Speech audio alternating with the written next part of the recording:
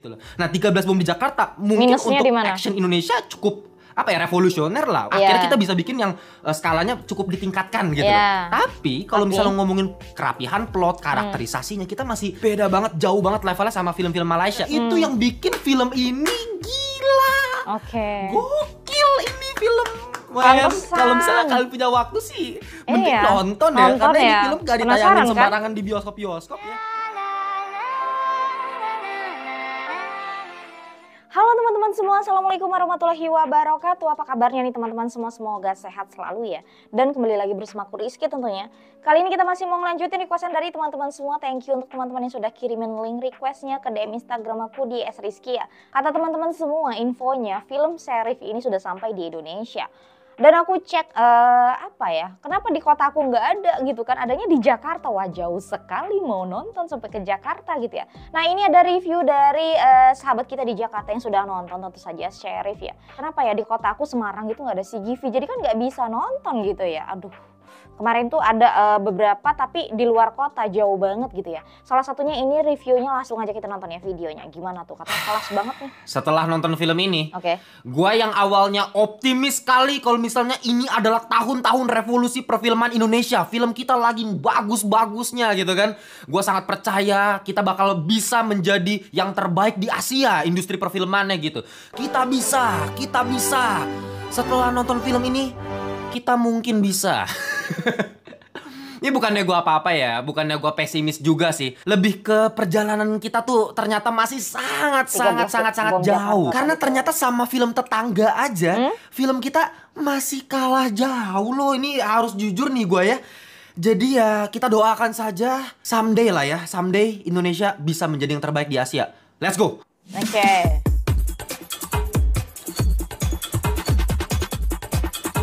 Kita dengerin reviewnya kayak mana. Mungkin nanti nunggu di Netflix kali ya. Welcome back to Ngelantur Indonesia. Skui nonton, skip, blow on. Jangan lupa kalian semua. Kita akan kembali lagi di segmen review. Review. Dan selalu gue ingatkan, review dari Ngelantur selalu non-spoiler. Jadi kalau kalian mau nonton film apapun itu dari lokal atau internasional, mending mampir dulu deh di channel Ngelantur supaya dapat first impression dari gue. Oke, nggak usah banyak bacot. Hari ini kita akan membahas sebuah film dari negara tetangga, yaitu Sheriff Narcotics and Integrity. Gimana reviewnya? Perlu diketahui pada awalnya gue nggak ada rencana buat ngebahas film ini atau bahkan nonton film ini. Karena ketika gue cek memang Sheriff itu adanya cuman di GI ya kalau di Jakarta ya. Jadi kalau kalian pengen nonton film ini adanya di GI. Setahu gue ya, yang gue lihat ya, gue nggak tahu kenapa nggak ditayangin di bioskop lain gitu. Tapi kenapa bang lu tiba-tiba memutuskan untuk membahas film ini? Karena diminta langsung bos sama sutradaranya. Bos, keren. Sama Mas Syafiq Yusuf ya. Jadi dia kontak gue langsung minta gue nge-review. Dan gue dibayar untuk nge-review ini. Bang, ngapain lu bilang bang kalau misalnya lu dibayar? Karena itu adalah kode etiknya Ngelantur. Kalau misalnya gue dibayar, gue harus ngomong di video gue. Itu adalah tindakan yang menurut gue etika dasar lah. Dan mungkin bakal banyak dari kalian yang nanya, bang, kenapa dari dulu lu gak pernah ngomong kayak gini bang? Gue dibayar. Karena emang saya tidak pernah dibayar, bos. Tapi itu loh, dan ini juga sih yang menjadi sedikit kekecewaan gue dari negara kita Indonesia gitu. Nggak ada sama sekali PH atau sutradara yang minta gue review secara jujur dan gue dibayar tuh belum pernah ada yang support gue kayak begitu. Justru kenapa yang pertama kali adalah dari Malaysia, dari tetangga sebelah gitu loh. Jujur aja ya, udah ada beberapa PH yang kontak gue buat review, tapi reviewnya minta positif. Dan gue tolak mentah-mentah, lu mau bayar gue berapa, gue nggak bakal review kalau lu minta positif gitu. Sedangkan Mas Syafiq Yusuf nggak sama sekali minta gue positif. Jadi ya gue boleh belak-belakan. Seperti Ngelantur pada umumnya kan, gue kritik ya kritik, bagus ya bagus, jelek ya jelek gitu. Jadi ya udahlah, nggak usah lama-lama, kita langsung bahas film yang satu ini. Film ini mengisahkan seorang serial killer, pembunuh berantai, tapi bukan kaleng-kaleng ya. Pembunuh berantai bukan cuma sekedar jahat psikopat aja, tapi pembunuh berantai ini punya motif khusus, yaitu membunuh setiap anggota dari mafia narkoba di Malaysia. Jadi sudah bisa dipastikan kalau serial killer di film ini adalah vigilante, nggak sepenuhnya jahat, tapi ya yang dia lakukan adalah melawan hukum, melanggar melanggar hukum, dia bunuh-bunuhin orang. Ya model-model Daredevil sama Batman ya kalau misalnya dalam superhero. Cuma kan dua superhero itu nggak ngebunuh ya. Kalau ini udah bener-bener ngebunuh dan secara sadis lagi. Nah makanya di sini ada satu karakter utama kita yang namanya Sheriff. Dia merupakan kepolisian dari Departemen Integritas Malaysia. Dia di sini ditugaskan khusus untuk menangkap si serial killer ini yang dikasih code name Mad Killer. Ya Mad Killer kan itu singkatan dari metamfetamin ya kan. Metamfetamin itu kan sabu-sabu. Karena memang si serial killer ini selalu punya ciri khas setelah dia ngebunuh orang, ditaburin sabu-sabu gitu. Nah, karakter Sheriff ini memang punya insting kalau misalnya sebenarnya serial killer yang selama ini dicari-cari itu justru ada di Departemen Narkotikanya Kepolisian Malaysia. Dan dari awal film ini kalian akan mengetahui kalau misalnya ada satu karakter bernama Nas dan dia adalah Mad Killer sebenarnya. Tenang aja, ini bukan spoiler ya, tentunya karena memang ini udah dikasih tahu dari awal cerita. Ini uniknya beda sama formula penceritaan film-film action investigasi lainnya gitu ya, yang seakan-akan serial killer tuh selalu dirahasiain dan dibongkar dikasih di akhir, dikasih plot twist lah, dikasih apa, tapi selalu disimpan tuh buat akhir gitu. Tapi ini formulanya beda. Ini dikasih tahu dari awal, dan yang kita lihat sepanjang film ini adalah kejar-kejaran kucing tikus antara dua faksi kepolisian. Dari sisi Sheriff sebagai karakter utama kita, Departemen Integritas Malaysia nih ya. Nah, tapi ya mereka berdua ini sebenarnya bisa dibilang sebagai penonton kita disuruh memilih dua sosok protagonis. Ini kita maunya yang mana, meskipun judulnya Sheriff ya, karakter utama yang ini. Tapi di sini juga ini penting sekali, karakternya cukup sentral. Ada dua karakter utama di film ini. Nah, sedangkan mereka berdua polisi yang sama-sama melawan mafia narkoba terbesar di Malaysia yang dipimpin sama Tony Ifrit. Nah, simpelnya begitu doang ceritanya, tapi super duper kompleks. Meskipun ini film action ya, yang menjadi kelemahan dari Indonesia dari dulu kan ketika bikin film action, fokus ke bagian action, koreografi udah mantep, udah keren, tapi ceritanya nggak ada perkembangan sama sekali. Beda cerita sama film yang satu ini. Oke, seperti biasa ya, sebelum gue kasih tahu apa yang gue suka dari film ini, tentunya gue akan kritik dulu apa yang gue benci dari film ini, terutama sinematografi. Ini yang unik ya. Biasa kan action selalu sinematografinya keren gitu, plotnya yang kurang. Nah di sini plotnya bagus, sinematografinya nggak sebagus itu menurut gue. Gue nggak tahu ya, Mas Syafiq Yusof tentunya sudah punya pengalaman dalam film-film action, dan setelah gue lihat film terlaris di Malaysia, peringkat 2, peringkat 3 itu sutradaranya sama, yaitu Mas Syafiq Yusof. Jadi ya Polis FO3 itu peringkat 3 terlaris di Malaysia, action juga, polisi-polisian juga gitu. Tapi gue nggak tahu apakah ini memang ciri khasnya Mas Syafiq Yusof, yaitu menggunakan kamera yang dimiring-miringin. Dan ini gue kesel banget sepanjang nonton film. Kenapa gitu? Apa urgensinya lu pakai angle dimiring-miringin? Apakah buat keren-kerenan doang? Tapi kalau buat keren-kerenan doang nggak keren buat gue. Mending biasa aja, mending pakai pendekatan kreatif lain, kreatif shot yang lain gitu. Dan banyak banget pergerakan kamera yang terlalu shaking ya, terlalu dibuat bergerak-gerak gitu. Beberapa momen berhasil dibikin menambah intensitas action itu naik, makin deg-degan penontonnya karena shakingnya itu. Tapi nggak semuanya juga. Sebenarnya itu aja kalau masalah sinematografi. Yang lainnya lebih ke, ya ini filmnya biasa aja kalau sinematografinya gitu. Kalau kita compare sama Hollywood ya, tentunya jauh banget, banyak yang lebih bagus ya pendekatan sinematografi, banyak yang lebih kreatif, yang lebih memanjakan mata tuh banyak. Ini kayak lebih ke standar aja lah, nggak ada yang spesial sinematografinya gitu. Oh ya, satu lagi gue kelupaan, ada banyak banget scene yang dibikin slow mo, pakai slow motion, dan itu sama sekali nggak pengaruh apa-apa terhadap kekerenan dari filmnya gitu. Lu nggak pakai slow mo pun lebih bagus malah gitu. Kayak kenapa harus dipaksa ada adegan slow motion ala Zack Snyder? Kalau Zack Snyder oke, sinematik kelihatannya keren, emang dia jagonya di slow mo gitu. Nah ini momen-momen yang kayak sok keren cuman jalan begini dengan lagu-lagu yang sok-sok I'm the superhero slow motion, kayak mukanya alay, jadi cringe gitu.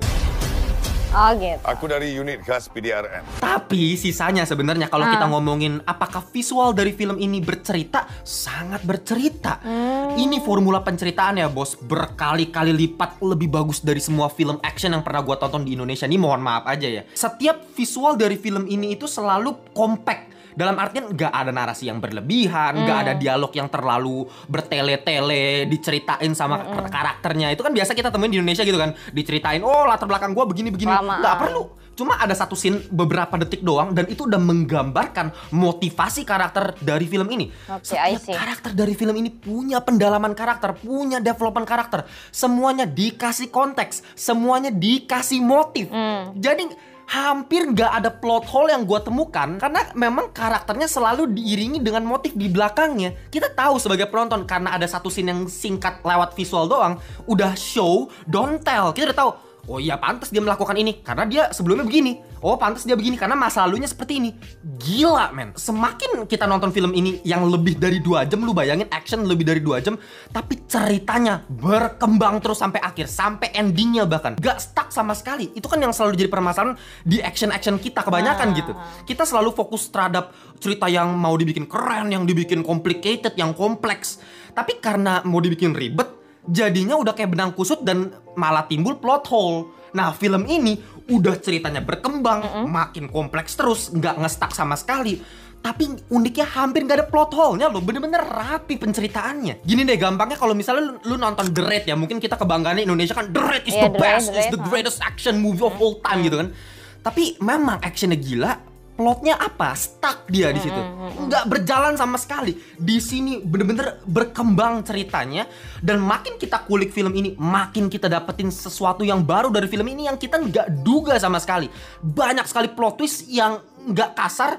Memang ada satu plot twist yang menjadi masalah fatal buat gue, nanti kita bahas masalah plot twistnya cuma satu. Tapi sisanya plot twist yang dihadirkan itu nggak terlalu yang bombastis gimana, tapi make sense gitu, realistis sekali, kejutannya tuh banyak. Nah tadi gue ngomongin masalah plot, udah plotnya keren, dialognya juga bagus. Lu bayangin ini film action tapi dialognya selalu bisa menambah intensitas, actingnya bagus, memang natural dan dinamis banget. Yang gue suka tuh gini, kebanyakan gue nonton film action ya, saking mau bikin keren, mau dibikin tegang, mau dibikin suspense dramatis gitu ya, menghilangkan unsur realistisnya. Dalam hal ini gue bakal ngomongin masalah komedi.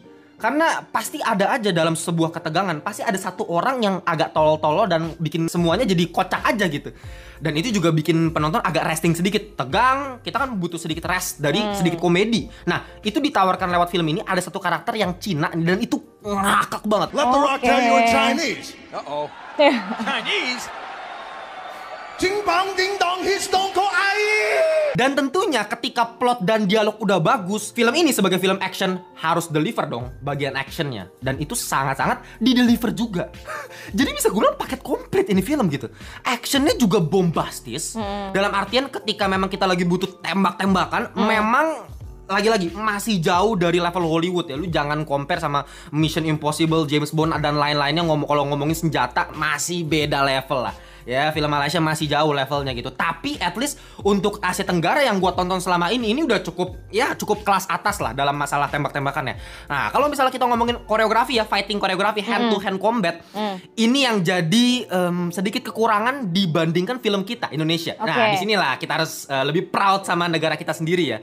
Karena memang kalau ngomongin koreografi kita masih jauh lebih unggul daripada Malaysia. Ini yang gue selalu tangkep ya. Lu mau film apapun, mau film superhero kita lah, atau misalnya The Raid, Headshot, The Night Come For Us-nya Mas Timo Cahyanto, itu selalu lebih keren. Karena kenapa? Kita punya sebuah bela diri yang memang harus kita bangga lah. Ya, silat ya, bukan punya Malaysia. Awas kalian.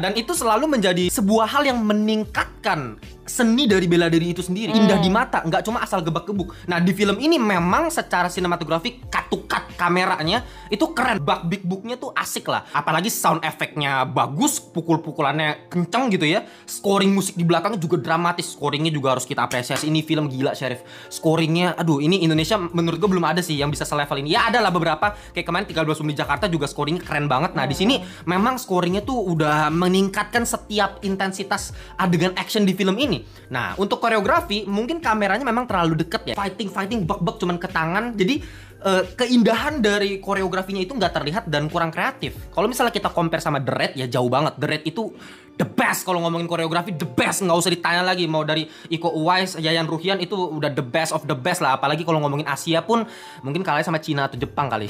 Tapi ya maksudnya kita punya keunikan tersendiri dari Indonesia. Nah, ini di film ini kurangnya di situ. Coba kalau kita bisa fusion ya koreografi kita sama plotnya Malaysia. Mantap kali, bos. It was perfect. Perfect. Selebihnya masalah action gak ada masalah yang fatal-fatal banget lah yang gue temuin gitu. Practical efeknya, beberapa visual efek masih bisa kelihatan tapi masih memanjakan mata gue. At least gue nggak berhenti untuk percaya sama filmnya kalau ini film action yang ya kejadian nyata bisa terjadi seperti ini. Itu kan yang paling penting. Nah, tapi ketika kita masuk ke bagian selanjutnya masalah acting ya. Ini yang juga keren banget. Malaysia emang Keren kalian ya. Gue suka banget di sini aktingnya Zul Arifin ya sebagai sheriff karakter utama kita di film ini.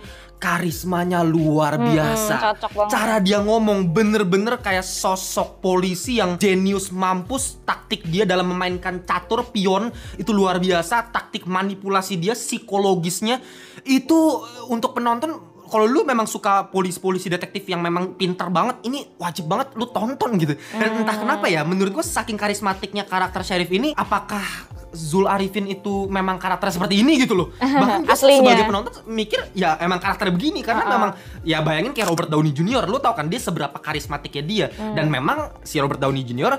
kayak begitu, nggak sebagai Tony Stark doang, memang dia sebagai pribadi asli seperti kayak itu. Gitu. Makanya film-filmnya dia selalu berperan sebagai karakter yang seperti itu. Ya sama halnya kayak si sheriff di sini gitu. Dan nggak cuma si sheriff doang ya. Karakter-karakter lain kayak misalnya ada Shafiq Kylie berperan sebagai Nas yang merupakan Mad Killer. Ini juga karakter utama di film ini. Dia diperlihatkan punya karakter yang cukup kontras sama Sheriff ya. Bertolak belakang, yang satu taat hukum, yang satu vigilante. Dan kucing-kucingan. Dinamika antara kedua karakter ini, kejar-kejaran itu asik banget untuk kita lihat gitu ya. Dan gak cuma dinamika mereka. Ini kan dua protagonis kita. Jangan lupa ada satu antagonis utama, villain, yaitu si Tony Ifrit yang diperankan sama Aaron Aziz nih ya. Dia sebagai kepala ketua bosnya gembong narkoba terbesar di Malaysia. Sosok villainnya kuat sekali. Jadi ya memang dinamika antara ketiga ini sudut pandang nih. Hero, anti-hero, atau villain. Nah lu pilih aja. Dan gak mungkin lu milih villain lah ya, kecuali lu psikopat ya. Nah tapi gini nih, sekarang gue pengen compare sama film kita yang terakhir-terakhir ini, yang sama-sama action dan menurut gue agak ada mirip-miripnya lah ya. Yaitu 13 Bom di Jakarta. Akhir tahun lalu udah gue pernah review, kalian bisa cek aja deh. Di situ kan gue bombardir kritik. Bukannya karena gue gak dibayar atau gue gak diapa-apain. Enggak, gue juga diundang kok sama Visinema. Tapi gue kritik, kenapa? Karena memang gue ngomong apa adanya, ya jelek ya jelek gitu loh. Nah 13 Bom di Jakarta mungkin minusnya untuk action Indonesia cukup apa ya, revolusioner lah. Akhirnya kita bisa bikin yang skalanya cukup ditingkatkan gitu loh. Tapi kalau misalnya ngomongin kerapihan plot, karakterisasinya kita masih beda banget, jauh banget levelnya sama film-film Malaysia. Contohnya ya, waktu itu pas gue lagi diundang ke premier 13 Bom di Jakarta, gue pernah langsung kritik di depan Mas Angga Dwi Mas Songko langsung. Itu saudaranya 13 Bom di Jakarta, gue kritik langsung. Kenapa karakter utama di film ini yang diperankan sama Mas Rio Dewanto waktu itu nggak ada kedalaman karakter? Kenapa dia jadi sosok yang seperti ini? Karena dia kecewa sama pemerintah, terus dia melakukan ini 13 Bom di Jakarta. Menurut gue masih nggak make sense karena wilayah abu-abu itu gue nggak berhasil dapetin, nggak realistis sama sekali, terlalu. Ya udah, yang penting anti hero, dia dikecewakan pemerintah dan dia jadi seperti ini. Udah, nggak ada kedalaman. Nah di sini kan mirip-mirip loh. Kan tadi gue udah bilang ada satu karakter yang namanya Nas dan dia merupakan Mad Killer. Kenapa dia jadi Mad Killer? Karena dia dikecewakan pemerintah juga sama. Dan gue nggak bakal spoiler ya. Itu kenapa dia. Nanti kalian nonton aja gitu. Tapi ya karena dia dikecewakan, makanya dia menjadi seorang Mad Killer. Ya mirip-mirip kan. Tapi kedalaman karakter Nas jauh lebih dalam dan gue berhasil simpati terhadap karakter itu. Dan balik lagi, kita sebagai penonton bisa memihak karakter Nas. Nggak cuma sheriff doang, ada dua pilihan, ada dua opsi gitu. Meskipun yang satu nggak percaya sama hukum sama sekali karena hukumnya udah koruptif, hakimnya udah gampang disuap. Make sense sekali. Dan ini kan relate ya, Malaysia sama Indonesia nggak jauh-jauh lah. Kalau masalah suap-suapan, korupsi kita juga sama-sama banyak lah, meskipun kayaknya banyakan kita. Nah palingan pas gue nonton kemarin tuh ada satu hal yang sangat mengganjal hati gue. Dan kenapa jadi kayak gini? Itu di hampir bagian endingnya lah. Nanti kalian bisa lihat di bagian ending tuh ada satu plot twist terakhir. Jadi plot twist ada beberapa, dalam artian banyak ya. Tapi yang ini yang kayak paling besar, yang paling ditutupin dari awal dan kelihatan banget plot twist. Tapi plot twistnya maksa banget, banting setir dan kasar. Nah untungnya endingnya bukan di situ. Pada awalnya karena filmnya lama, gue kira ini udah endingnya nih. Dan gue kecewa banget justru. Filmnya udah bagus dari awal. Lah kenapa ending kayak gini? Wah, ini bisa nurunin rating gua. Tapi bos ya, ternyata belum sampai di situ filmnya. Nanti lu bisa lihat sampai akhir lagi dan ceritanya masih berkembang lagi. Bahkan ketika di awal gua mikir judulnya Sheriff, tapi kok fokusnya lebih ke si Nas, lebih ke si Mad Killer. Ternyata di akhir di highlight lagi karakter sheriffnya. Kejeniusan dia seperti apa, karakter dia, hubungan dia antara masa lalu sama masa kini ada hubungannya, ada latar belakangnya. Itu yang bikin film ini gila. Gokil ini film. Kalau misalnya kalian punya waktu sih mending nonton ya, karena ini film gak ditayangin sembarangan di bioskop-bioskop ya. Makanya sih gue bisa kasih final score 9/10 alias top Marco top. Film Asia Tenggara gue kasih top Marco top, jarang banget. Karena memang sebagai film action ini bisa dibilang paket komplit, mau dari plot, karakter, acting, action, sampai ke suara, sound effect, semuanya paket komplit. Jadi ya menurut gue layak sekali 9/10. Masalah kecil-kecil tentunya masih banyak ya yang perlu diperbaikin. Tapi at least ini udah film yang cukup tier atas untuk action. Semoga kita bisa bikin film kayak gini ke depannya ya. Amin aja, kita doain bareng-bareng. Oke, kita jumpa di video berikutnya. Bye-bye semuanya. Oke, thank you videonya. Setelah nonton videonya ngelantur, jadi penasaran kan mau nonton gitu ya. Khususnya untuk orang-orang yang ada di Indonesia nih ya. Tapi sayangnya ini filmnya hanya diputar di CGV gitu. Dan di Indonesia itu CGV itu apa ya, nggak terlalu banyak gitu ya. Kenapa nggak sampai masuk di 21 gitu ya. Itulah yang bikin kita ini mau nonton ini terkendala. Sama halnya dulu juga Mat Kilau kan, Mat Kilau juga cuman kerjasamanya tuh di CGV, sampai mau nonton gak jadi, dan alhamdulillah udah ada di Netflix kan kalau Mat Kilau. Dan aku penasaran banget sih mau nonton Cherif ini setelah nonton reviewnya dari Ngelantur ya, ini best ya katanya. Waduh, jadi makin penasaran gitu kan mau nonton. Sayang banget di kota aku nggak ada ya, nanti aku cari lagi jadwalnya coba di kota lain yang terdekat gitu kan. Oke teman-teman, demikiannya video kita kali ini. Aku Heri dulu, assalamualaikum warahmatullahi wabarakatuh. Sampai jumpa lagi di videoku selanjutnya. Bye bye, next time, bye.